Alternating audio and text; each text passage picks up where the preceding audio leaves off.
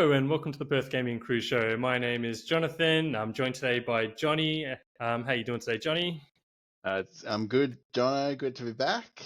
Awesome. And we are welcoming back today our console expert, Ludley, who is across all the consoles and joining us for our big showcase episode today. How you doing today, Ludley?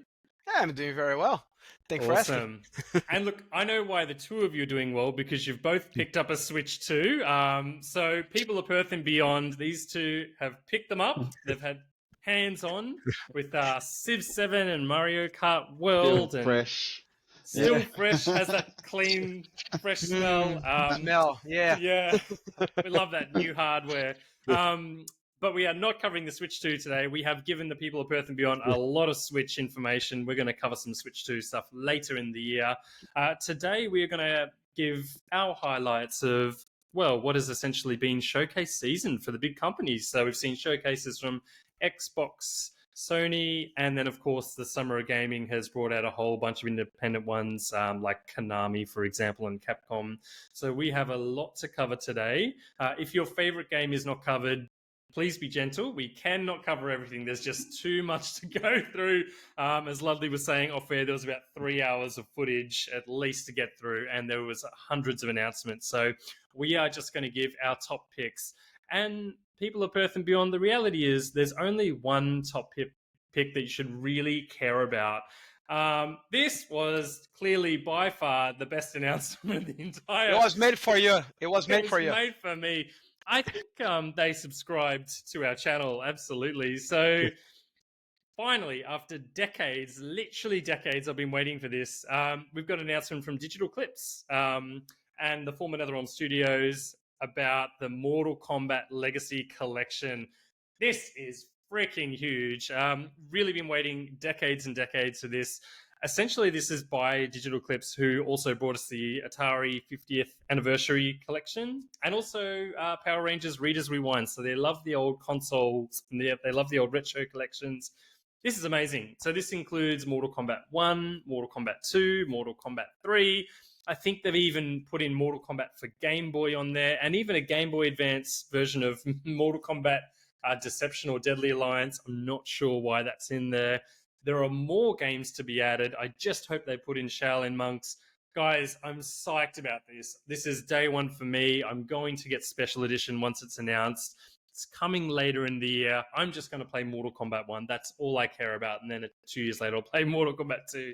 Ludley, I know you're a bit into Mortal Kombat. What do you think about this announcement? It's pretty good. It gave me... It reminded me of my infancy. As much as my parents shouldn't let me play this game, but yeah. Since 7, I was there, and I will be there again. You were there, ripping out hearts with Kano, tearing off spines with Sub-Zero. Yeah. I'm pretty you sure give a combo, you get like 4 legs for one guy, you know? Yeah. You're going to be horrified all over again and be like, why were we allowed to play this back in the day? Thank God my parents never watched what I was playing when I was a kid. Oh, same here, big time. And thank goodness for like arcades where we just went out and played this game, or even like at Maya here in Australia where we could play it on display. Johnny, what about you? I know you're not as big a fan as me, but this is exciting. This is cool. I owned Mortal Kombat on the Super Nintendo, the Sweat version. Yeah, I hope they include it. I really hope you can turn Sweat on and off. I hope you could alternate between blood and sweat just for giggles. Yeah. No, Mortal Kombat is an institution, and yeah, probably about time that something like this came. And if you're doing a Mortal Kombat collection, you might as well include all the crazy kind of Game Boy versions as well. Just that's the fun of these collections. That's what's been great about all the Turtles collections, Cowabunga collection, the Castlevania collections. You get all the weird oddball old handheld versions of the game as well. So I think that's awesome. Yeah, I play so much the trilogy one. Does it come with the trilogy? I think so. I know it comes with Mortal Kombat 4 and Mortal Kombat 3 Ultimate. So it's either 3 Ultimate and or Trilogy. So surely, And if it hasn't been announced, they did say they're going to add more games to it. So it might be like the Atari 50th collection where they just update it to keep it fresh. Nice. Yeah, super excited. But it'll come with interviews with Ed Boon and John Tobias, who the two co-creators. John Tobias has of course moved on. It's going to come with artwork and it's going to come with secrets. Oh, I love it. It's just wow, chef's kiss. So happy. Mortal Kombat Legacy. So that's the end of our episode. Thanks for joining us today. Everyone really appreciate it. That's fine. That's it. Just a quick one. Oh, sorry, you guys are here too. All right, we better Don't move need on. to talk about anything else. Yeah, how do you top that? Mic drop. All right, Ludley, over to you. You've got 3 to pick from. Let us know what you'd like to cover first. Let's talk about the Mecha Break. Yeah. I got excited because, of that because I was playing Armored Core 6 and that game is amazing. It's really, really good. And I was like, cool, I want to play something similar. Don't need to be exactly the same. Then I watched this trailer and then I started like, okay, cool, that's interesting. Let me look more about this. And in the beginning, I was like, oh, the models look very like Gundam, not 100% like Gundam. Yeah.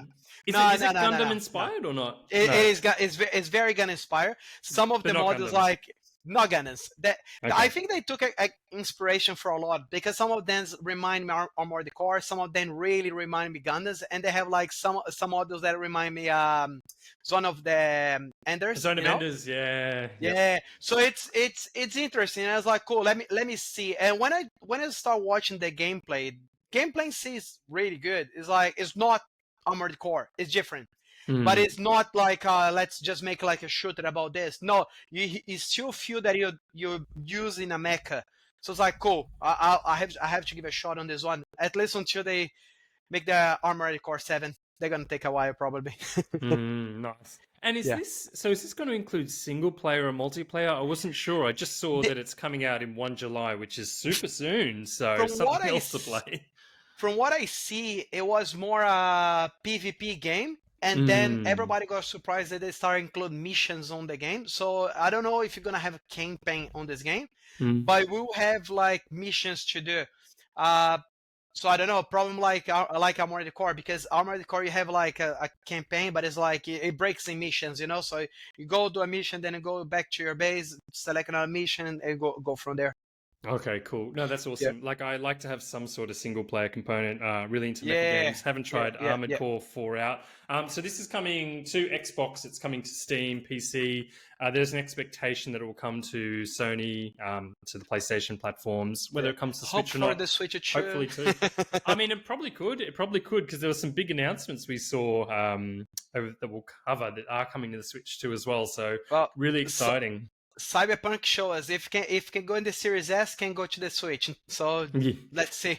Very true, very true. No, I think this looks really good. This actually reminds me a little bit of Chromehounds on the original Xbox 360, which was kind of like this online mech combat game, was focused purely like with the online aspect, which is kind of cool and revolutionary at its time. I really thought it was a Gundam kind of game, but if it's its own thing, that looks really good. Things, yeah.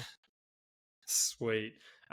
Johnny, what have you got for us first up today? Well, you know me, John. I'm always looking for great creative clues to show you where I'm going first. And I'm going straight to indies. Can't fit it on with the headphones. So obviously this year, last year we got Indiana Jones and the Great Circle. Started off as Xbox or Microsoft exclusive. Ooh. It's now available obviously on PS5 as well. Now, as part of the Xbox showcase the other week, or about a week ago, I think it was, we got a sort of cinematic trailer showing off DLC called The Order of Giants, and it's got the trailer has very kind of Indiana Jones and the Last Crusade vibes, which is my personal favorite from the indie OG trilogy, and clearly, Troy Baker is still smashing his Harrison Ford impersonation. He's doing a great job as Indy in these games. This is coming out in September. I'm racking my brains figuring out how I'm going to play the Indy games because I don't have a system that can really run it at the moment. It's not currently on Switch 2. I'm desperately hoping it will come to Switch 2, even if it's slightly downgraded in terms of graphical capability, I wouldn't mind just to get in on this Indie Jones action. I really loved that this trailer called out some, really kind of iconic locations from antiquity, like Rome and Antioch. So yeah, I'm working out, doing the calculus in the back of my mind. How do I find the means to play the base game in time to try out the DLC in September? So I thought it was a nice short trailer in the Xbox showcase. It was awesome. Yeah, the good thing that is from Microsoft is that it runs on the Series S. I don't know if I mentioned, but if it runs on the Series S, may run the Switch too. Fingers crossed. I think you bang on. I got to remember, like, Machine Games ported over Wolfenstein New Order to the Switch, and it was kind of like one of their big games, and it didn't look as good, but I think, like you said, Ludley, like, this runs and still looks good on the Series S. Yeah. It has to. There's no doubt they're going to get this to the Switch too, and I honestly wouldn't be surprised if we see this in a Nintendo Direct in the next one or the one after that. It's just come over to the PlayStation recently. They've got the DLC to get across both platforms. But yeah, this is really exciting. Johnny, I've got high hopes for you. Hang in there. Like, surely Indiana will like find his way there. And is it kind of focused in Rome? Is that right? Like, is that what they were looking to do? Like, it's telling a story, like they haven't given away too much yet. It's just like a bit of a teaser. Yeah. But it's like telling a story where there's like some it has really strong Last Crusade vibes. It's like there's got to get some sort of relic from the Near East back to, they say the word is return it to the Holy See. So there's like that. Yeah, it's got big Last Crusade vibes. I love that. Which that was the first Indie Jones flick I saw at the cinema, and still my favorite of all the Indie Jones movies. I'll never forget the scene towards the end of the movies, like where he's got to get through the traps. Yeah. He's got to read his little book to like know how to get through it. It's still tense to this day. If you haven't seen it, it's great. Yeah, very exciting. Yeah, Ludley, how are you feeling about that game? Are you interested in it? Yeah, seem good. It's on my backlog of games that I have to play. Like the last shot that I didn't play after Mecha Break. Yeah.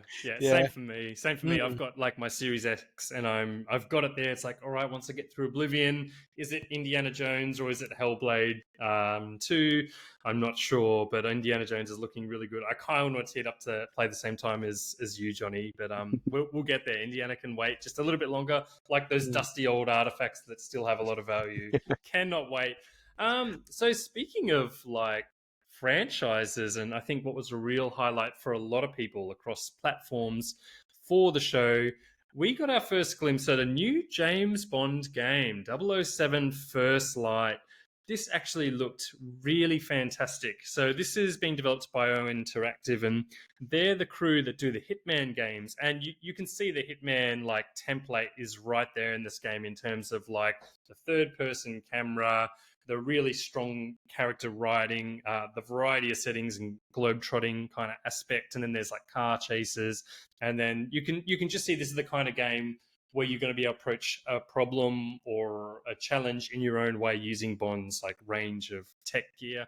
I really like this. So I'm not personally the biggest James Bond fan. I'm more into other IP. But I think what they're doing here is what Machine Games is doing with Indiana Jones, where they had Wolfenstein. These guys are going from Hitman to James Bond, and this is a way for them to elevate their presence as a developer. I'm not big into the Hitman series. I know they're very well reviewed. I've tried them out. But this game pulls me because it's James Bond, and it just looks like such a quality game. So the other big like draw card for this game is that it's starting at the very like start of Bond's career. He hasn't become like the 007 agent. There's scenes where you see him doing his training, and there's discussion about him being this kind of reckless but like incredibly intelligent and capable all-rounder, perfect fit for the program in its own way. So I think they can have a lot of fun with the story here. I might throw to you first, Johnny. I know you don't mind a bit of James Bond. What did you think about this trailer? Yeah, I actually thought that this could actually get me into that Hitman style of gameplay, because obviously familiar with the James Bond character and the various incarnations. Yep. So kind of cool to get a kind of a prequel in game format. I thought that was Yeah. neat. Yeah, it's awesome. And I mean, the really exciting thing about this is not just PS5 and Xbox. This is coming to Switch too. So Switch 2, Johnny, like get your hands on it. If they don't give you Indiana, they'll give you James Bond. And look, if they're going to run James Bond, they're going to run Indiana. So I think you'll be okay. Ludley, what did you think about this trailer? I'm wishing you well. Thanks. No. Like this is getting me excited because I always want to play Hitman. I don't know why I never did. And this has the same vibe, and it's James Bond, so I was like, yeah, probably gonna give it a shot. James Bond is funny because everybody talk about the GoldenEye, the Nintendo 64. Nobody talk much about the games that come after, but this one start getting a lot of word of mouth here. So let's see. Hope it doesn't suck. Hope it's good. Yeah, I think it looks good. Like it's interesting. Like it was mostly like a CGI trailer, but they had snippets of gameplay, like snippets of when he's driving the car, and snippets of when he's walking into a nightclub, and snippets of when he's going into this really like ornate, amazing building, and it just looks. It gives me that vibe of like, yeah, this is going to work well. It's going to run well. Like the Hitman guys do a good job. They've got their fan base. That this is probably like a dream come true for that developer team. And you can just see it's like, yep, younger James Bond. They didn't have to Daniel Craig him. They didn't have to Sean Connery him. They didn't have to whatever. Like they're doing their own thing with the creative license. So really excited to see what they do with this. Yeah, it looks like they follow the new direction that the James Bond movies are getting, like a little bit more realistic, like, and yeah, it seems good. Yeah, no submarines or rockets to the sky kind of thing. Ludley, what's up next for you? Dune. Let's talk about Dune. It's funny. They've been saying a lot about this game, and I was getting excited because I got really excited by the new movies. I got both of them in a 4K Blu-ray. But I don't know. After a while, I started watching a little bit of gameplays. It seems like a good game. The problem that I have with that is that it's a survivor, and survivor games tend to take you a lot of time. I'm playing now No Man's Skies, and it's like, gosh, I don't know how I'm gonna play Dune because this is gonna take me a while, And after I play this one, like, I don't know if I'm gonna invest more $100 in another game, but it is good. If it looks like if you like Dune, this game is for you. Like, it's really for you. I may give it a shot once in a while just to see how it is. And oh, sorry, go ahead. Yeah. Yeah, no, it seems interesting. It's like they are trying to follow the story, but they're doing it different ways. Like the Freemans are not in the planet, so you need to find where they are and what's happening with them. So it seems good. It seems interesting. Looks cool. Like there's clearly like a focus on the Atreides and the Harkonnen rivalry there. The visually it reminds me of the movies, but the old games, the old RTS games, like it seems to capture all of that. This is coming out really soon. It looks really good. Like graphically looks really, really nice. This is a game where I'd be like, I'd love to play it. Won't have time to play it because it's online. But it is by the developers of Conan Exiles Funcom. So like you said, it's going to have a big focus on survivability and using your this still suit to get water and all this kind of stuff. Curious to see how it plays out. I think it'll be red hot. Johnny, are you into the Dune universe? I think you're into the movies a little bit. Is that right? I've never seen the modern Dune movies. I've only it's a special mid-show announcement. We're doing a Dune special in our next episode and Johnny's homework. I can talk in my sleep about the version with Sting and Patrick Stewart. Did you? How good was that? Did you manage to get the Lego ornithopter of this one? Oh, I saw that. I have one in my house downstairs. It's so good. Really? It's so good, yeah. That's why I may give a shot in this game just because it's Dune. Because I like Dune, but it's like, Survivor, this is going to take me a while. Yeah, you've got to invest your life. But John, would you say you'd have to have seen the modern Dune movies to enjoy this game? Yeah, I don't think so. I don't think so, no. I think if you enjoy the lore and the characters are not based on Timothée Chalamet, Zendaya, those the Yeah, it looked cast or like anything like that. they're not like direct models of those No, actors. No. no, I think it'll Well, just follow the MMO template. You know, that if kind they of have more. in this game Rebecca Ferguson, it was like they won purchase 100%. Yeah, But yeah, that's true. That's true. They will do big time. So that's Dune Awakening. That's out now. That's been around for a bit, but that was interesting. Like, I thought that was kind of interesting pick, Ludley, that you had. That I was like, oh, I know this is a huge game too, and I know you're into Helldivers as well. So I can see you checking this out and joining us for our June special when that goes down. All right. Whose turn is it? Is it my turn? It must be my turn, or is it Johnny's turn? Where am I I at? can jump in and talk to you about the Ninja Gaiden Renaissance that we're currently in. Yes, please So, do. during the Sony State of Play, I'm pretty sure it was during the Sony's presentation, they confirmed we're getting Ninja Gaiden Ragebound. So obviously, this year we've already had some great announcements about the third-person 3D Ninja Gaiden, new 3D Ninja Gaiden, but those of us who are lovers of the 2D style of Ninja Gaiden are also getting a lot of love now because Ragebound is coming out in September. And it looks amazing. It's modern 2D Ninja Gaiden gameplay. It adds some really neat mechanics, and the one in particular that I've been focused on, in particular looking at trailers and footage so far, is what's called this guillotine boost. So you kind of that can looks so good. Use it to like bounce around, like you're making your attacks, but then you like can bounce off enemies, bounce off projectiles, even off bosses. It looks really nice. looks so easy, this game. Yeah, it looks like, it's Ninja Gaiden, so it's hectic. Yeah, it's your typical Super Mario clone, but I easier, look at the really. gameplay, I was like, yep, so easy. Good luck with that. So it's. I think this is really one for lovers of the OG Ninja Gaiden trilogy for the NES, who kind of come to expect that birds, bats, also all these things are going to kill you in very quick short order. But obviously it's got like lots of modern quality of life improvements because it's a modern game. I almost liken that guillotine boost. It's almost, to me, it's much akin to when they gave Samus her melee attack in the Mercury Steam Metroid games. So it feels like, I just think we're in a bit of a Ninja Gaiden, a second renaissance of Ninja Gaiden this year, I think, guys. Big time. I think what you mentioned about what's it called, Johnny? Like the jump on move that you were the guillotine boost. The guillotine boost. That definitely looks like a game changer, like in terms of how you play the game, not just running left and right, hitting left and right as you do traditionally with these games, but a lot more jumping and bouncing off your enemies and being a lot more aerodynamic. I saw they had like insta kills are in there as well. I think one of the big companies, like media companies, has done a preview of this and they just love this game. What I did look up for this game was that there's a special edition, so it's coming to all platforms, and the special edition looks wickedly good. Like there's a cloth map, there's 4 metal pins, there's a hero medallion. Who doesn't want a hero medallion?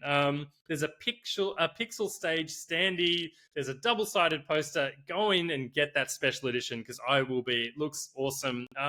Johnny, I did want to ask you, I know you're a fan of the NES games, and this will be different. Like it just doesn't have that graphical facelift. It looks quicker. It has a different feel to it. Like, do you feel like you want it to kind of be like the older games, or are you excited by this new direction refresh that they've gone with? No, I think it's great because they do have to, like, they have to evolve the model, like the template. But it does feel like it has a lot of the DNA of the NES Ninja Gaiden in it. But obviously it's got the fluidity of movement that you didn't have back in the day, just because of the hardware limitations back in the day. So I think it's wonderful. To me, I kind of put it on sort of the same level as what they've done with giving how Samus has gone from, in Metroid games, has gone from being very kind of chunky moving, kind of floaty motion to very kind of fluid movement in games like Samus Returns and Metroid Dread. So Ninja Gaiden seems to be getting Ryu Hayabusa is getting, or his successors are getting that sort of treatment. Awesome. No, it looks fantastic. We love indie games or remakes of games. It just looks, what more do you want? And like you said, a big year for Ninja Gaiden. Ninja Gaiden 2 Black that's come out, and Ninja Gaiden 4 was shown off at the showcase as well. There's a lot going on there. It's Ninja Gaiden fans, good eating. Or I'll go ahead, yeah. Yeah, no, I have a sad story about Ninja Gaiden. Like, I started playing this one on the PS Vita. So I bought the first one, managed to finish the Ninja Gaiden one, amazing. I got the second one, they stole my bag with my Switch. Oh, not my Switch, my Vita. Yep. Yeah, wow. Yeah. So I will go back there. I will play that one. The games are really good. Like the Ninja Gaiden, the first one was really good. It's like, oh, I need to play all of them. And then I saw the Ninja Gaiden 4. I was like, yeah, time to go back. Time to go back. Big time. And Ninja Gaiden Black, or 2 Black, I picked that up and I played it through earlier this year. Super excited and delighted that came along. And Ninja Gaiden 4 looks great because it's co-developed with Platinum Games, who make the Bayonetta games and a bunch of other series. Very, very excited. What a big year for games it is. All right, so what's next? I feel like it's time to turn to terror. There were quite a few scary games announced. There was a new Silent Hill. There was an old Silent Hill. But for me personally, I am all about the Resident Evil franchise. I used to absolutely love Resident Evil 0 and the remake on the GameCube. Played the modern ones, played 4 back on the GameCube, and the modern ones out too. And then my favorite of the series has become Resident Evil Village, because the gothic horror vibe with all the monsters. Oh, so good. Werewolves, vampires, what else do you want? So this is Resident Evil Requiem. It's quite interesting because we knew a new Resident Evil game was coming. They've kind of, Capcom have alternated between the third person and first person views, and this was shown as first person, but you can actually alternate between the two, which I think is quite cool. But I'll be curious to see how they pull it off, because the tension around these games works really well with particular camera angles. But it's a new protagonist. Her name is Grace. She is an FBI analyst, kind of like behind the desk, but she gets pulled into this investigation, apparently in the same hotel where her mother was murdered many years ago. So there's that kind of trauma trigger for her. Wonderful, on top of the usual horror tropes and scary bits and pieces.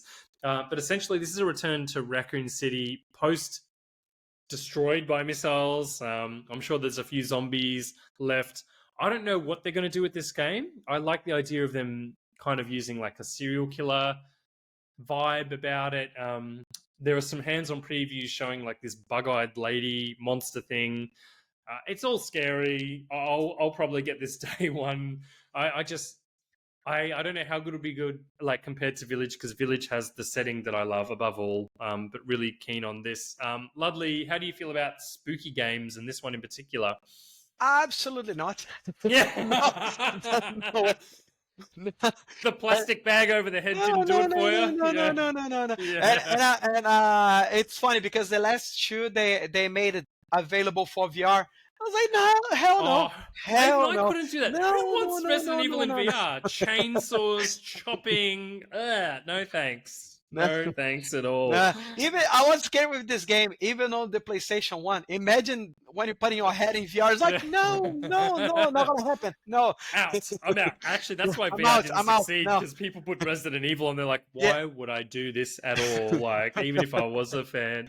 Johnny, how about you? I know we talked a little bit about Silent Hill, and you're listening to that one. Did you catch this one? Do you have any thoughts about this? No, I made the mistake of I listened to the. I know this isn't one of the picks, but I made the mistake of listening to the Silent Hill F. I had my phone in my pocket and I could just hear the audio for the Silent Hill F trailer. And I don't have the best Japanese, but I know enough Japanese that I thought I'm not gonna take my phone out of my pocket. It sounds terrifying. No, I'm probably not the biggest horror fan. I find it intriguing, John, that you're in this quest for getting your sleep uninterrupted, and then you're playing these games, so you're counterintuitive. It's so wrong, and it's so funny you say that, because even yesterday I was looking at the Xbox store and there's a huge sale on, and I'm like, all right, what am I going to play? Is it Hellblade 2? Is it Indiana? And I was like, oh, I haven't played a Resident Evil game for a while. Maybe I should play a new one. And there's a big sale on. I'm like, when am I going to play this game? Like, once my kids are asleep and I'm sleep deprived and I'm about to fall asleep and go into nightmare world, do I want to play it at like 5:30 a.m. before they get up at 6? Like, I don't want this in my brain. Like, any time of the day, maybe in 5 years or 10 years, maybe in like 10 or 15 years when they're there to sit next to me with the light on, with pressing the save button as often as possible. I don't know. But I did love Resident Evil Village, and there's just part of me that's like, oh, Resident Evil Requiem. Yes, please. Let's see. All right, so that is Resident Evil Requiem coming. Very specific date for next year, which is kind of interesting, but very exciting. And there's some hands-on previews out there already. Ludley, I'm going to throw to you for your last pick from the showcase. Let's go. Let's go. Let's do it. So, Beast of Reincarnation, what is this and what is going on with Game Freak? Tell us what's going on. No, show the image. I need to talk about it, but I need to show the image for the guys. For the Beast of Reincarnation? Yeah. Let's show the footage for the guys. It's coming. It's coming. Like, it has a mark of the Game Freak, You can see on the trailer, this game has problem of frames. No! I mean, it is Game Freak. Look, it is Game Freak. It's Game Freak, So, like, that it's Game Freak game because it has frame problems, Yeah. But it looks good. It looks good.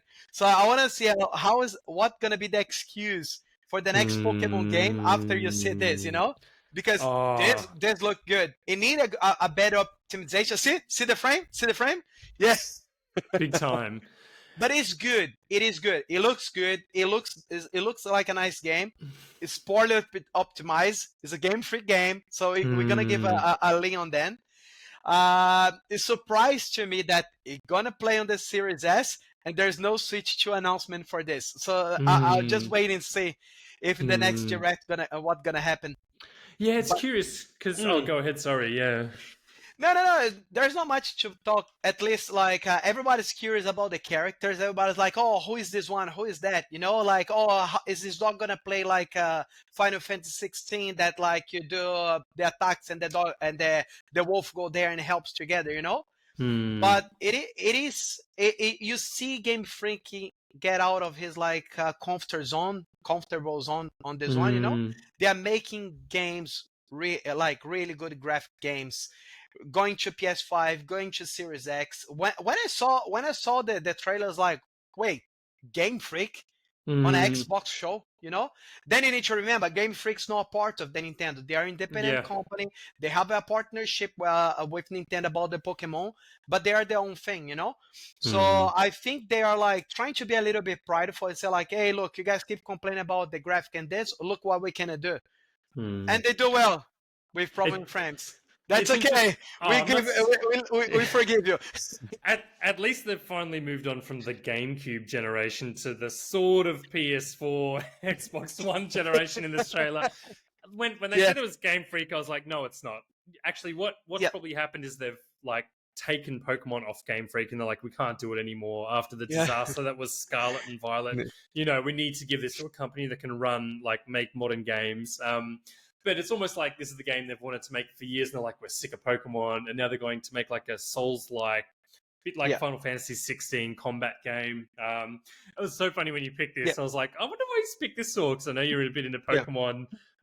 Curious to see what Pokemon looks like from Game Freak after this, but the frames... That's the thing. Like, if Monolith Software can make Xenogear, Xenoblade on the Switch and looks much better than Pokemon, there is some potential there, Like, it's just they just need to do the thing right.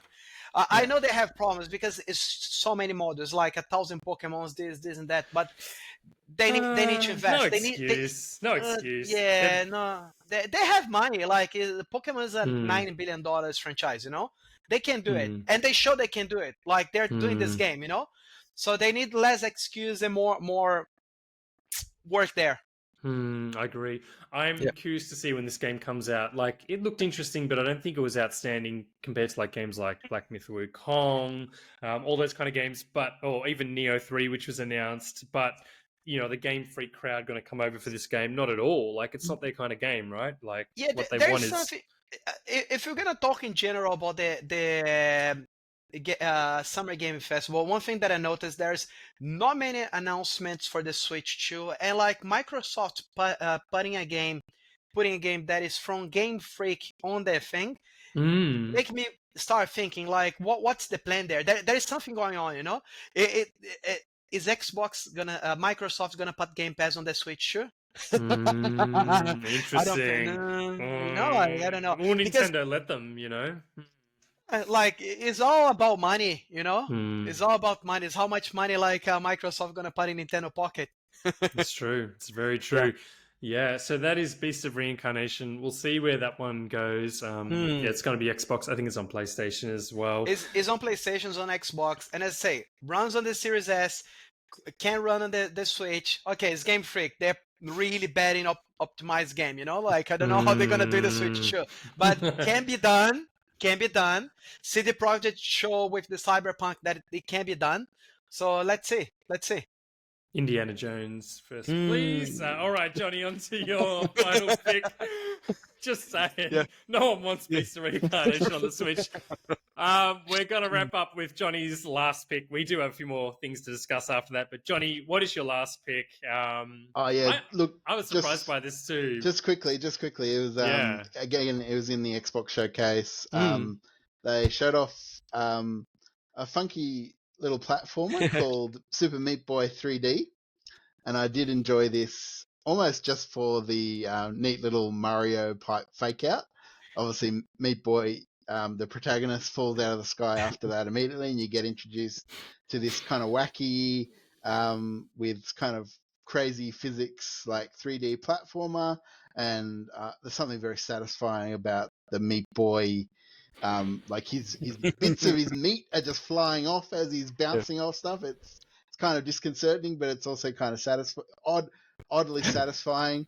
It just it looked like fun. It comes out next year. I think just 2026 release was, I think, all the details we got. I just thought it looked kind of, it stood out. It stood out as a trailer, as a gameplay trailer. Another funny thing, like I don't know how works the copyright of this thing, but that pipe there in the beginning, it's Nintendo, you know. So how that went on the Microsoft presentation. It was super cheeky. Yeah, it was very cheeky. Conspiracy here, you know, like announcement, Nintendo, Xbox. Yeah. It's an interesting point, though. I mean, there's been rumors about it for years, so it's funny you mentioned that. There's a couple of little things there. As I say, Microsoft's trying to put Game Pass everywhere, you know, like it's just about how much they're willing to do. They could even say like, look, there is Game Pass for Nintendo Switch, but you need to pay a little bit extra. I would. I get you. There'd be a massive market for it. It would cover everything. Johnny, I do want to ask you, have you played any of the Super Meat Boy games? Because this is the first 3D one, obviously. The 2D ones have been what's big, and they've been around for a long time, you know, among the king of indie games. I have not gotten around to them. They're like, they've always kind of intrigued me, because I like platformers. I'm a big platformer guy. But when in a world of so many great platformers, it's not a series I've gotten to in the past, but it's always kind of intrigued me, and maybe this is the one that gets me into the franchise. Yeah, have you tried it, Ludley, or it is good. It is good. Yeah. The thing is, like, you're gonna die a lot. But I think that's the premise of this game. There's just razor blades. I'm not familiar, but all I see is a lot of swords and razor blades here. Too many for my liking. You die, but you immediately get back. It doesn't have loading times and everything. So you die, you get back. So you can be playing like until you manage to do the thing. And the jump is nice because you can jump in the wall and keep jumping up. So as long as it has some wall, you can keep bouncing this. It is a nice game. It's really unforgiving on the gameplay. Like, you need to be precise on the thing. There's no help from the game at all. Like, and it is, the input's perfect for these games. So it is good. It is good. It's hard, but it's good. It looks intense. I don't know what it is. This game gives me the heebie-jeebies. Like, Resident Evil's fine, but watching this meat, it's like an organ dodging razor blades constantly. It gives me the shivers. I could not play that game. Yuck, get it off me. All right, something a little bit more grounded, so to speak. This is our last game that we're covering, and this is just a shout out for one of our fans. Tim, if you're there, you're listening, this one's for you because I know you want this one covered. And this is kind of an interesting one because it's a bit of a slap in the face in a way for Capcom. So for those of you familiar with Capcom, Capcom has historically done the Marvel fighting games for a long time. And the last couple have kind of been like not really that impressive, not well received. There's been issues in like the multiplayer community who's just like playing it for hardcore, like to make money, all that stuff. So what has been announced is Marvel Tokon Fighting Souls. I don't know what Tokon means. I don't know what the Fighting Souls are, but this is essentially a lot of people still been waiting for a Marvel fighting game for a long time. It looks quite good, and it's done by the developer who has done the Guilty Gear and all those games, and those are just top tier fighting games. They're excellent, considered arcade perfect in many ways. It was an interesting trailer because it just showed one fighter after another hitting each other and someone else coming in. It's a 4v4 fighter. It is exclusive to PS5 and PC, so a massive win there from what I can see. Wouldn't be surprised if Capcom does move it over to... sorry, not Capcom. Can't remember the developer's name, but yeah, if they move it to the other platforms, we'll see.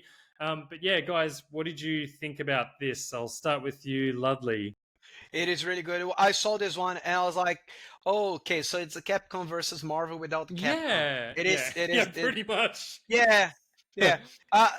It doesn't have the branding that Capcom versus Marvel has, but I think this can stand by its own.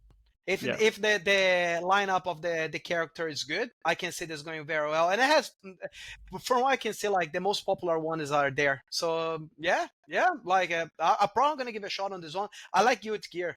It's I don't play. I used to play a lot of fighting games when I was younger. Not much anymore. But this one I'm gonna 100% give a shot. Yeah.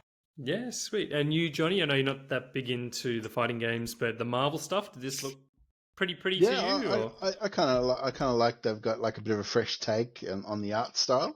Kind of feels like it's almost homaging the source material, the Marvel comic books, with that. So I thought it's worth a try, and it's good. It's kind of good, I think, when occasionally you do need to give someone else to have a go at a particular franchise, and you can kind of be pleasantly surprised when that happens, because sometimes, it's obviously, it's stayed with Capcom for a very long time, and the last couple of products in that series weren't amazing. So I can imagine why they'd want to try with someone new and a bit of a fresh approach. Yeah, it's great. It's a big win for people who love that series. And you can see visually the identity is quite different. Like even all the characters are very much the same from what I can see. I think Kamala's pretty new. She was in the previous games. But visually it looks more like Guilty Gear. So yeah, Arc System Works is their developer there. I think that's a big win for people who are fans of that developer as well. All right, well, the last thing we are going to cover, it's not a game, but it was a pretty big announcement, and I kind of wanted to include it just because A, it was the big hardware announcement, but B, because you've both picked up the Switch 2 recently and we've all got different platforms. So this was interesting. It was kind of leaked. It was kind of known. Essentially, during the Xbox developer showcase, they announced the Rog Xbox Ally, as well as the alternative version, the Rog Xbox Ally X. So Rogue Allies are like really well known and really popular Asus models, right up there with the Steam Deck. So there's been obviously a huge shift to people who are getting like these handheld PCs, courtesy of Nintendo with the Nintendo Switch, which people were skeptic about when that first came out. But essentially, the difference with this is that it's a Windows platform, so people are familiar with that interface or prefer that interface. The actual controller feels more like an Xbox controller. It has a dedicated Xbox button for things like chat, accessing your apps and things like that. Apparently it's quite weighty, it's quite premium, and with the two models it's kind of interesting. It's a bit like the whole Xbox X, Series X thing, whereas the lower end model has 16 gigabyte of memory and 512 gigabyte of storage, and the upper model has the 24 gigabyte of memory and 1 terabyte of storage. We'll come to that in a minute. But this is not something that I want to get. This is not for me. And I think it's a niche audience. But what kind of stood out for me is when I saw footage of it, and there's been some deep dives and hands-on, is that you can play Spider-Man on this, Sony Spider-Man, and then you can play Warhammer on Game Pass, on PC Game Pass, which is not on Xbox Game Pass, and then you can play Indiana Jones on it, I guess. So it's an interesting mix, and you can access your Steam library, for example. I want to start with you, Lovely, because you tend to collect all the consoles. I don't know if you've got a handheld PC like a Steam Deck or a Rogue Ally, but what did you think about this? The Rogue Okay. Ally, Xbox Ally. First of all, that was really funny when I saw the opening of this the ad for this one, because the layout of the place that they show looks so much similar how was the ads for the PS3. I don't know if you guys remember, like it's just in my mind, like what, why they like it's so similar, like when they used to have like the baby, the dragons, and everything. Anyway, about this one, I don't know, because they're like, oh, this is an Xbox. Like Microsoft is trying to move everything, like Xbox not as a console, it's more like as a platform.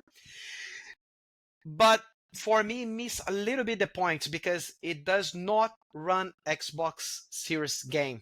Okay. Natively, does it? No, it does not. Like apparently you can do by streaming some of them. Like what you can stream on the Game Pass, you can do, but you cannot run Xbox games. Right? They keep saying this and it creates some confusion. This is a gaming PC. This is like a game PC, has a Game Pass integration, has the Xbox button, so it is Xbox the way that Microsoft is trying to push, but it's not what you expect. Right? And for how much they are asking, it is not bad comparing of other like gaming PC handhelds. How much have they given a price, or are there guesstimates out there? For the price is the same. For what I heard, is the same price as the Rog Ally X now. That is expensive, like $1,200. So if you complain about the PS5 Pro price, this is in the same ballpark. Amazing. Like for me, it's complicated because like I keep trying to build a computer. Last time that I did, I ended up getting like a nice monitor, a nice computer, everything high end, but I didn't use my computer as much. I realized that like I'm always going to be more a console gamer, and if I can prioritize a handheld, I'm going to prioritize a handheld. So it's like, cool, having a PC game that I can carry away could be a good idea. I'm not sure if I'm going to spend $1,200 on this thing right now. Like I need to be like, okay, if I have like some money left, maybe, like not big expense to do, but it's not like the Switch that I know they're gonna have a bunch of games exclusive. This as a PC handheld, gonna have the same problems that I have the Steam, and it's the kind of same problems that you have in a computer. You're gonna have to optimize. You're not gonna run like a really good computer. You're gonna have like some you're gonna have to play around to be able to play the games there, except if they saw like Microsoft go all the way and say like, no, we're gonna optimize this as much as we can for this. I think that's what they're looking to do. I think they're trying to make it very accessible and go like, it feels like an Xbox, it feels like a console, but it doesn't play games natively, but it kind of fits that niche gap and says you don't have to mess around with other interfaces, you don't have to mess around with systems. I hear what you're saying. You kind of need to see it tested. Johnny, what are your thoughts? I mean, you've picked up a Switch too, and I know you were like vacillating between like, do I get a new PC and play games like indie? Do I get a Switch too? And you've been a long-term Nintendo fan, so there's the kind of loyalty and expectation, and always wanting to play games like Mario. But then there's that expectation you would play high-end games.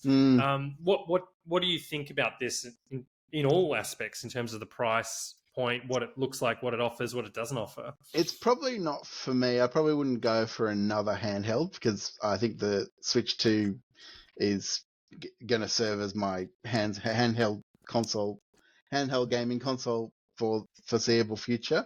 I can see it might be of some appeal to if you're in that Microsoft Xbox ecosystem and you want to have like a handheld option. I can see maybe. Still sounds like a lot of money for what you're getting, just on the basis. And I'm wondering if like a Steam Deck would be more value for money in in that regard. If that's what you were looking for, Yeah, it probably depends what wouldn't you be want. for me. I think this one. Yep, totally understand. I thought it was kind of interesting the way they pitched it, because I thought Microsoft is in a really strange place where everything's an Xbox, and at the same time they're losing their own exclusive identity. Their games are going to other platforms. They're putting everything on phones, on PlayStation 5. So for me, as someone who has the Series X, I don't like the console wars, but I definitely feel like my experience is watered down in some way compared to being like owning a Nintendo or a PlayStation. It was interesting that they showed particular games, which I thought was smart. They showed Silk Song, which is like a hotly anticipated game and a game that a lot of people play in handheld. I can see people playing Baldur's Gate 3, for example, in handheld. But you mentioned the Switch 2, and it's kind of like, well, the Switch 2 has docked mode, and you can play on the big screen. And like as Ludley was saying, you can play Cyberpunk looking good. Do I just want to be limited to my handheld playing Cyberpunk? There's limitations there as well as benefits at the higher end. I think it's really niche, and it's kind of interesting. There's been a lot of rumors recently that Xbox has cancelled their own Xbox handheld they were coming out with. Ludley, you probably agree with me where you feel like there's no market for that. What's the value in that? Who's going to buy that? Especially with this out now. That's kind of a problem, because when I heard this one, they say after the Rogue Ally, they decide to not go to the Xbox handheld. But the problem is the Xbox handheld would actually be an Xbox that you can play Xbox games. This one is a PC Game Pass machine. Yep. Xbox is still really good because you can play Game Pass game. The moment that Xbox, the Game Pass go to other consoles and you can actually play all the games that you can play in Xbox dead. Okay, it's gonna be simply Game Pass. I think Game Pass is a really good value for the money. But yeah, I think Xbox dilutes in then a little bit. I like the idea that you can play Xbox everywhere. I understand their point. I understand what they're trying to do. But I still think like, look, if you're going to do something like this, you need to actually play Xbox games. Okay? Yep. Otherwise, don't sell as Xbox. It creates some drama. It sell like a Game Pass machine, whatever. But as an Xbox, I think you're pushing a little bit too far. They're definitely going through that identity change. They're like trying to keep Xbox, but saying it's not, and it's hard. They've got to keep their existing customers interested and their new customers on board. Not sure it's the right strategy, but we'll see how it goes.